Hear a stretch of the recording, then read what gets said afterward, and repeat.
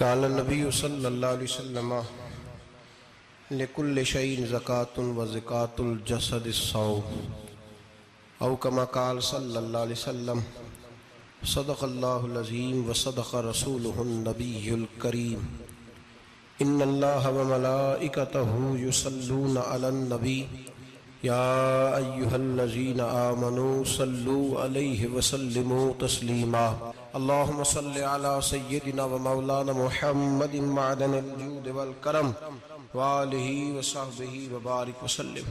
حمد و صلاۃ کے بعد قرآن مجید سورہ بقرہ، اللہ تبارک و تعالی نے ارشاد فرمایا یا ایھا الذین آمنوا کتب علیکم الصیام، اے ایمان والو تم پر روزے فرض کیے گئے، کما کتب علی الذین من قبلکم، اسی طرح جس طرح تم سے پہلے لوگوں پر فرض کیے گئے تھے، لعلکم تتقون، تاکہ تم پرہیزگار ہو جاؤ، متقی ہو جاؤ، اللہ سے ڈرنے والے بن جاؤ، گناہوں سے بچنے والے بن جاؤ، اپنی زندگی کو رب رسول کے احکامات کی روشنی میں گزارنے والے بن جاؤ۔ روزہ ایک پریکٹس ہے، ایک مجاہدہ ہے، ایک جد و جہد ہے۔ جد و جہد کس چیز کی؟ اللہ کی رضا کے مطابق اپنے آپ کو ڈھالنے کی جد و جہد۔ صوم کا لغوی معنی ہوتا ہے رک جانا، حلال رزق سامنے پڑا ہے، حلال مشروب سامنے پڑا ہے، حلال رشتہ بیوی کا موجود ہے، لیکن ان سب چیزوں سے حالت روزہ میں رکنا، اللہ کی رضا کے لیے رکنا، اس کا نام روزہ ہے۔ صوم کا معنی رکنے کے ہیں، پرہیز کرنے کے ہیں، بچنے کے ہیں۔ ہر چیز موجود ہے لیکن اللہ کا حکم نہیں ہے تو لہٰذا کھا نہیں سکتے۔ تو رب فرماتے جب جائز چیزیں تو میری مرضی کے بغیر میرے حکم کے نہیں کھا سکتا، تو نے رکنا ہے تو حرام کیسے کھا لیتا ہے؟ جب جائز چیز کے لیے تجھے حکم ہے، میں کہوں تو کھائے گا، میں کہوں تو نہیں کھائے گا، میں نے حکم دے دیا جائز ہے، روٹی ہے، کھانا ہے، گوشت ہے، تیری فریج میں پڑا سارا کچھ، تو با اختیار ہے، منہ میں دانت بھی ہیں، ہضم کرنے کو ہاضمہ بھی ہے، بھوک کی شدت بھی ہے، پر میری اجازت کے بغیر تو کھا سکتا۔ روزہ رکھ لیا، اب تجھے حکم نہیں کہ تو کھائے، جب جائز چیز میری مرضی کے بغیر نہیں کھا سکتا تو ناجائز کیسے کھائے گا؟ میرے نبی پاک علیہ السلام نے اپنے خوبصورت الفاظ کے اندر اس مفہوم کو بیان فرمایا۔ محبوب پاک صلی اللہ علیہ وسلم فرماتے جس نے جھوٹ نہیں چھوڑا، غیبت نہیں چھوڑی، برائی نہیں چھوڑی، اللہ کو اس کے بھوکے پیاسے رہنے کی کوئی ضرورت نہیں۔ وہ کاہے کا رکا ہے؟ جب کوئی کام تو اس نے اللہ کی رضا والا کیا نہیں۔ روزہ رکھ کے دغا کر رہا ہے، روزہ رکھ کے جھوٹ بول رہا ہے، روزہ رکھ کے کم ماپ رہا ہے، تول رہا ہے، دھوکہ دے رہا ہے، رشوت لے رہا ہے، فراڈ کر رہا ہے، حرام کا مال کٹھا کر کے کہتا ہے اس میں سے چلو 10 دیگیں بھی پکا دیں گے۔ وہ بھائی جو کام اللہ نے تجھے کرنے کو حکم دیا تھا، جب تو وہ بجا ہی نہیں لا رہا، مقصد روزہ ہی تو حاصل، لعلکم تتقون۔ روزے کا مقصد یہ ہے کہ تو پرہیزگار ہو جائے۔ میرے نبی پاک علیہ السلام کی بارگاہ عالی مرتبت میں 2 عورتیں آئیں، یہ چیزیں کھا لو، کہنے لگی محبوبہ ہم نے روزہ رکھا ہوا ہے۔ فرمایا نہیں تمہارا تو روزہ نہیں ہے، حضور رکھا ہوا ہے روزہ، سحری سے لے کر اب تک کچھ نہیں کھایا، شام تک بھی نہیں کھائیں گی۔ محبوب نے فرمایا ذرا کہہ تو کرو، الٹی تو کرو۔ کہہ کی تو ان کے حلق سے خون بھی نکلا اور گوشت کے لوتھڑے بھی نکلے، پھوٹیاں بھی نکلی۔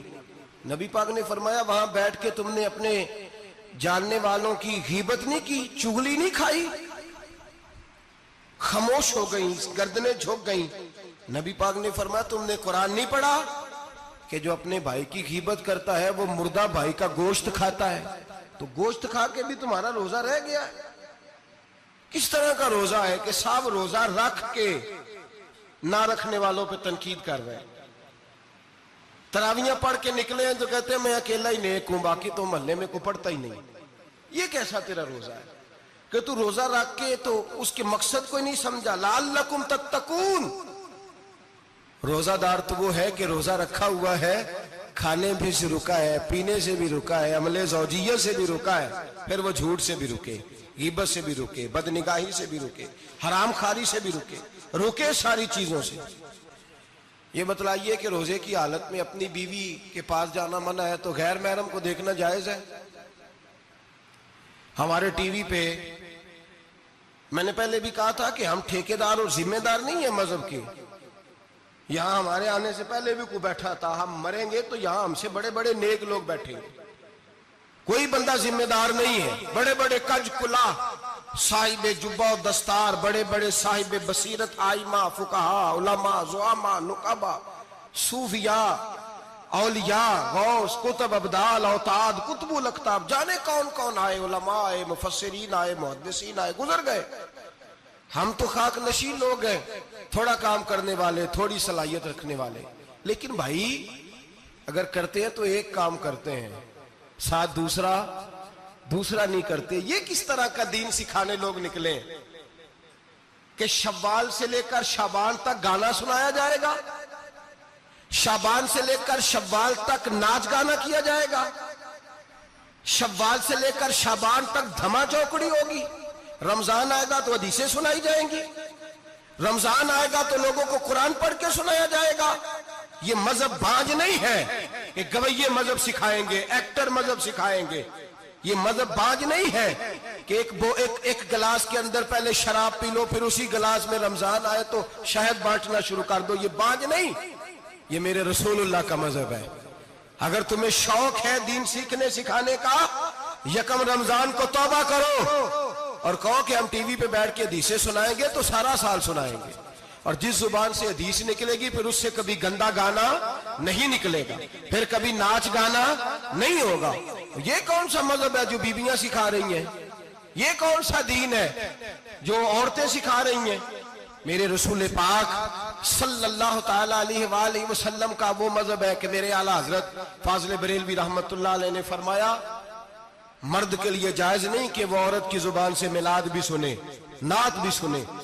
مرد کے لیے جائز نہیں، مرد کو مرد سکھائے گا، عورت سکھائے گی تو عورتوں کو سکھائے گی. بے شک آپ سویرے فتویٰ دیجئے کہ چھوٹی سی مسجد میں بیٹھ کے، چھوٹے سے کونے میں بیٹھ کے چھوٹا سا مولوی، اور وہاں تو اتنے بڑے مفتی ٹی وی پہ بیٹھے ہوئے ہیں، وہ غلط ہے تو صحیح یہ کیسے ہو گئے؟ سنو، میرے نبی پاک علیہ الصلوۃ والسلام کے مذہب کا حسن یہ ہے کہ اسلام کہتا ہے ایک نظر بی بی کو دیکھا کسی نے غلطی سے تو معافی ہو جائے گی، دوسری نظر شہوت سے دیکھا تو حرام ہے اس کے لیے. وہ پاکستان کا مولوی ہو یا سعودی عرب کا شاہ ہو، کسی کے لیے عورتوں کے بیچ پھرنا اٹھنا بیٹھنا جائز ہے. میرے نبی پاک صلی اللہ تعالی علیہ وسلم نے فرمایا ہے میں عورتوں سے مصافحہ کرنے نہیں آیا. اور میرے نبی پاک صلی اللہ علیہ وسلم نے فرمایا ہے، حضور فرماتے لیکن نا کتا بالکل ناپاک نہیں ہوتا، کتے کا تھوک ناپاک ہوتا ہے یا کتا گیلا ہو جائے تو ناپاک ہوتا ہے، لیکن خنزیر سارا ناپاک ہوتا ہے، کل ناپاک ہے خنزیر. نبی پاک نے فرمایا خنزیر بھی ہو اور گند میں لتھڑا ہوا بھی ہو، پیشاب میں لتھڑا ہوا ہو، گوبر میں لتھڑا ہوا ہو، پخانے اور فضلے میں لتھڑا ہوا خنزیر ہو، اس کا جسم تیرے ساتھ ٹکرا جائے تو اتنا برا نہیں جتنا غیر محرم عورت کا وجود تیرے ساتھ ٹکرا جائے تو برا ہے. اس حد تک میرے نبی پاک صلی اللہ اور گنبد کے معاملے میں فتویٰ دینے والے، یا رسول اللہ کہنے پر کفر کا فتویٰ دینے والے اور بڑی بڑی باتیں کرنے والے خاموش کیوں ہو گئے؟ یا ایھا الذین آمنوا لا تتخذوا اليہود والنصارى اولیاء. رب فرماتا ہے یہودیوں اور عیسائیوں کو دوست نہ بناؤ، یہ تمہارے دوست ہو سکتے، یہ تمہارے سجن ہو سکتے. جب عرش کا مالک کہہ رہا ہے سجن نہیں ہو سکتے تو دوستی کی بات کیسے بڑھا رہا ہے؟ یا رسول اللہ ہمارے سجن کون ہو سکتے ہیں؟ فرمایا تمہارا دوست وہ ہو سکتا ہے جو محمد عربی کا غلامی کرنے والا ہو، جو رسول اللہ کی نوکری کرنا ہو دوست ہوگا. دوسرا دوست ہو سکتا؟ کوئی ایکٹر مذہب نہیں سکھائے گا، کوئی گویہ مذہب نہیں سکھائے گا. حضرت جناب سیدنا جنید بغدادی، بغداد کے پیر سے کسی نے پوچھا تھا آج سے 1100-1200 سال پہلے، وہ تو زمانہ ویسے نیکی اور پرہیزگاری کا تھا، کہا بابا جی مرد اور عورت نیک ہو، بغیر پردے کے، بغیر حجاب کے، بغیر دیوار کے بیٹھ کر ایک دوسرے کو دین سکھا سکتے؟ حضرت صاحب بتائیے، مرد اور عورت نیک ہو تو بغیر پردے اور حجاب کے ایک دوسرے کو دین سکھا سکتے ہیں؟ تو حضرت جنید بغدادی فرمانے لگے سکھانے والا حسن بصری ہو اور سیکھنے والی رابعہ بصری ہو تو پھر بھی بغیر پردے کے بیٹھنے کی اجازت نہیں. تو مفتی صاحب کو اجازت کس نے دی؟ مولانا صاحب کو اجازت کس نے دی؟ بڑا وہ نہیں ہوتا جو ٹی وی پہ زیادہ آتا ہے، بڑا وہ ہوتا ہے جو رسول اللہ کے دین پہ عمل زیادہ کرتا ہے. حضرت عبداللہ ابن مسعود رضی اللہ تعالیٰ عنہ فرماتے زیادہ باتیں کرنے والا عالم نہیں ہوتا. حضور پھر عالم کون ہوتا ہے؟ فرمایا پڑھو قرآن، انما یخشی اللہ من عبادہ العلماء. فرمایا بڑا عالم وہ ہوتا ہے جو اللہ سے زیادہ ڈرتا ہے. اس لیے کہ رب فرماتا ہے میرے بندوں میں سے جو عالم وہ ہیں جو اللہ سے زیادہ ڈرتے ہیں، خوف رکھتے ہیں. تو میرے بھائی رمضان المبارک میں بچنا ہے، پرہیز کا وقت ہے. تو کوئی شخص بھی کوئی شو نہ دیکھے، میری منت ہے آپ حضرات، کوئی شو نہ دیکھے. عورت کا تو پردہ ہے تو ہمیں تو تماشے پہ لگا دیا گیا. عجیب قسم کے ایکٹر آ گئے اور وہ مذہب سکھا رہے ہیں. میری اپیل ہے آپ سے کہ سحری افطاری کے وقت ٹیلی ویژن بند رکھیں. کیا چیز کھول کے رکھیں؟ یا قرآن کھول کے رکھیں یا رسول اللہ کا فرمان کھول کے رکھیں. اللہ رسول کی طرف توجہ رکھیں، وہ سیکھنے سکھانے کا وقت ہے. چھوڑے گویوں سے دین سیکھا جائے گا. آپ ہمیں کوئی شکوہ نہیں، یہ پکی توبہ کریں، سویرے آئیں آ کے دین سکھائیں. اور میں ان سے بھی اپیل کروں گا کہ آؤ دین سکھاؤ. حضرت فضیل بن عیاض فرماتے ہیں میں ڈاکو تھا، کبھی کبھی چھپ چھپا کے جمعہ پڑھا کرتا تھا. پھر میں نے توبہ کی تو سچی توبہ کی، پھر میں نے توبہ کی تو رب کو راضی کرنے والی توبہ کی، پھر میں نے توبہ کی تو چھوڑی ہر شے. غریبوں کا لوٹا ہوا مال واپس کیا، جس کے پیسے نہ دے سکا اس کے گھر میں جا کے اس کی بھینسوں کو چارہ ڈالا، اس کے اونٹوں کی خدمت کی، میں نے قرضے چکائے. فرمایا میں سچی توبہ کر کے مسجد آیا، جس خطیب کے پیچھے میں جمعہ پڑھا کرتا تھا وہ میرے ہاتھ پہ بیٹھ کر کے مرید ہو گیا. اللہ تبارک و تعالیٰ نے اپنے بندوں کے دل میری طرف پھیر دیے. پھر تمہیں اس میں انعام دینے کی ضرورت نہیں پڑے گی. پھر تم کٹیا نشین بن کے بھی دین پھیلاؤ گے تو اللہ اس میں تاثیر پیدا فرما دے گا. تو روزے کا معنی رکنا ہے. روزے کا معنی بولیے، روزے کا معنی رکنا. کس سے؟ جھوٹ سے، غیبت سے، بدی سے، بد نگاہی، کھانے پینے. روزہ کس پہ فرض ہے؟ امیروں پہ کہ غریبوں پہ؟ جی کہنے نے میں میرا تو کام ہی محنت مزدوری والا، میں کیسے روزہ رکھوں؟ میں تو دیہڑی لگاتا ہوں تو روزہ کیسے رکھوں؟ میں نے نہیں کسی حدیث میں پڑھا کہ روزہ وہ رکھے جو دفتر میں بیٹھتا ہے. صحابہ کے زمانے میں تو دفتر ہوتے ہی نہیں تھے، کسی جگہ نہیں لکھا ہوا روزہ وہ رکھے گا جو اے سی میں بیٹھتا ہے. تب تو اے سی تھے ہی نہیں. حضرت ابو بکر صدیق رضی اللہ تعالیٰ عنہ سے لے کر جناب بلال تک سارے اپنے ہاتھ سے کام کرتے، سارے اپنے ہاتھ سے کام کرتے سارے. حضرت عمر فاروق رضی اللہ تعالیٰ عنہ خلیفہ وقت ہونے کے باوجود مال غنیمت کے اونٹ چرنے جاتے تھے تو چراگاہ میں چھوڑنے میں جاتے تھے، لینے بھی آتے تھے واپس. سارے لوگ اپنے ہاتھوں سے مشقت والے کام کرتے. حضرت بلال مزدوری کرتے، سلمان فارسی مزدوری کرتے، مقداد مزدوری کرتے، صحابہ مزدوریاں کرتے، روزے رکھتے. اور رمضان کے جانے کا وقت ہوتا تو در رسول پہ کھڑے ہو کے عرض کرتے محبوبہ دل نہیں بھرا، دل کرتا ہے کبھی رب سارا سال ہی روزے عطا کرے، سارا سال رمضان دے تو ہم سارا سال روزے رکھنے کو تیار ہیں. جذبہ تھا، طاقت تھی، ہمت تھی. آج نوجوان لڑکا ہے کہتا ہے مجھ سے بھوک برداشت نہیں ہوتی. میرے بھائی رب بیماری لا دینا، اللہ سے دعا مانگے اللہ شفائیں عطا فرمائے، اور دعا کریں اللہ آزمائش سے محفوظ فرمائے. آپ یقین کریں میں نے لوگوں کو دیکھا ہے حلق سے قطرہ نہیں اترتا، خوراک کی نالی لگی ہوئی ہے، اعلیٰ غذائیں پکی ہوئی پڑی ہیں. عرش کا مالک کہتا ہے میں تیرے حلق سے گزرنے نہیں دوں گا. قانون بن گیا. میں نے دیکھا ہے ڈرپ پہ لوگ زندہ ہیں، بوتل لگی ہوئی ہے گلوکوز کی، گزارا چل رہا. اعلیٰ غذائیں پڑی ہیں، لاکھوں روپیہ تجوری میں پڑا ہے. مالک کہتا ہے تو نہیں کھا سکتا، تو وہ کھانے نہیں دیتا، نہیں کھانے دیتا. ایک شخص یورپ کے علاقے کا، میں کسی کالم نویس کا پڑھ رہا تھا، وہ کہتا ہے میری خربوں میں جائیداد ہے لیکن میرے معدے میں ایسی تکلیف ہے کہ میں آٹے کو چھان کر جو اوپر سے بورا نکلتا ہے صرف وہ کھا سکتا ہوں، اس کے علاوہ میں کائنات کی کوئی نعمت کھا نہیں سکتا.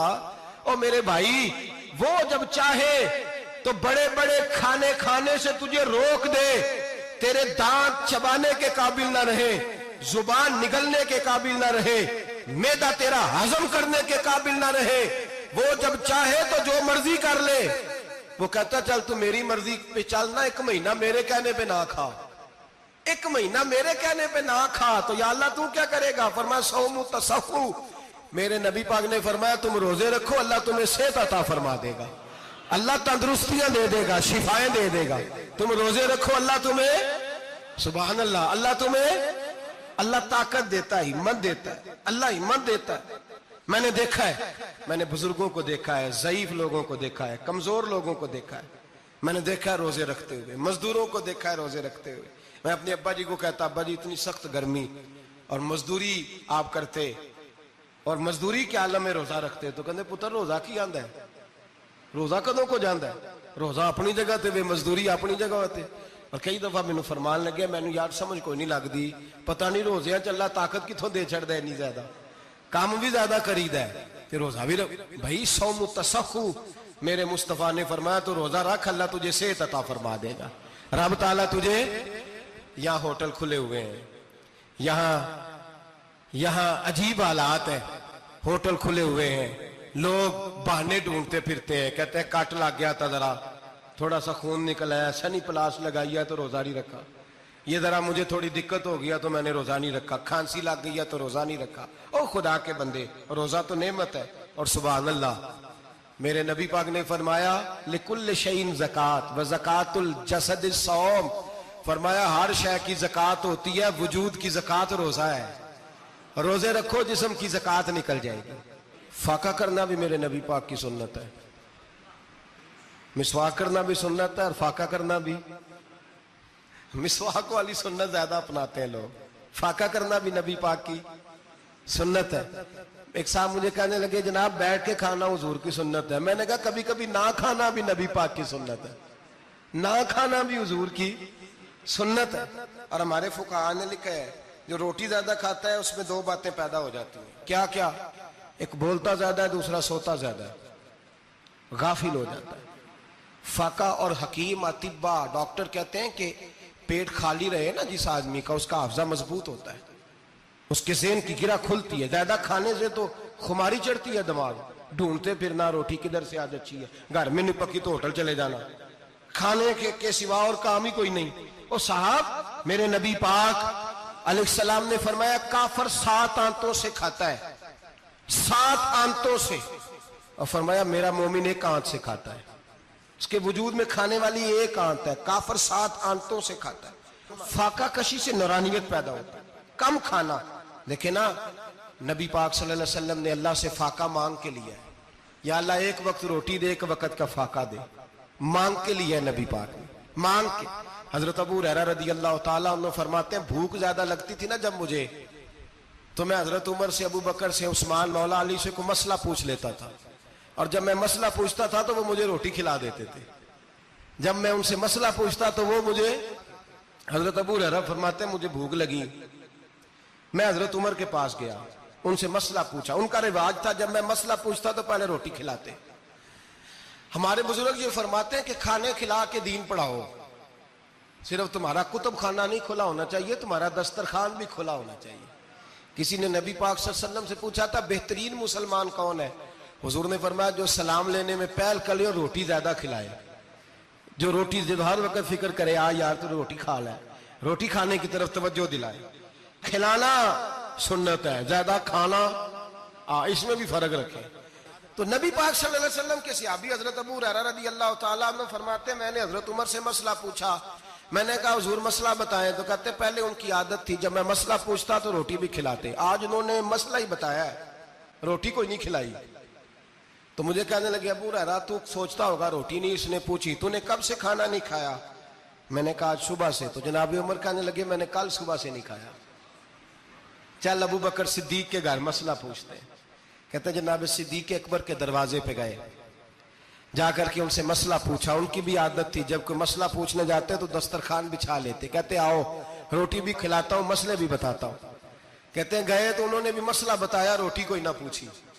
تو کہنے لگے عمر ابو ہریرہ تم لوگوں نے کل پرسوں سے نہیں نہ کھایا ہوگا. اور ابو بکر کو 4 دن گزر گئے ہیں, تھوڑا سا دودھ ملا ہے یا کھجور ملی ہے, روٹی کوئی نہیں ملی. چلو در رسول پہ چلتے, آؤ حضور کی بارگاہ. کہتے ہیں نبی پاک کی بارگاہ میں آئے, حضور نے چہرے دیکھے, کریم سے مسئلہ نہیں پوچھنا پڑا. میرے مصطفیٰ کریم نے فرمایا بھوک لگی ہوئی ہے تم تینوں کو, 3-4 دن ہو گئے, اللہ کے رسول نے فرمایا مجھے پورا ہفتہ ہو گیا ہے. سبب کچھ اور ہے جس کو تو خود سمجھتا ہے. زوال بندہ مومن کا بے زری سے نہیں، بھوک نقصان کا وجہ نہیں بنی، وجہ کوئی اور بنی ہے. رشوتیں جو بازار گرم ہوئے ہیں لوٹ مار کے، یہ روٹی کے لیے نہیں، یہ زیادہ کھانے کے لیے، یہ بینک بیلنس کے لیے گرم ہے. یہ لوٹ مار کا مقصد کوٹھیاں بنانا ہے، روٹی کا تو رب کریم کا وعدہ ہے. جو روز روتا ہے شام کو کہ میرا کاروبار کوئی نہیں، اصل میں کہتا ہے بنگلہ کوئی نہیں، اصل میں کہتا ہے کار کوئی نہیں، پجارو کوئی نہیں، روٹی تو اللہ عطا فرماتا ہے، اس کا وعدہ ہے. فرمایا حضور نے 3 دن بیت گئے، چلو. میرا بے تکلف صحابی ہے ابو الحسن انصاری، وہ بڑے نصیب والے ہوتے ہیں.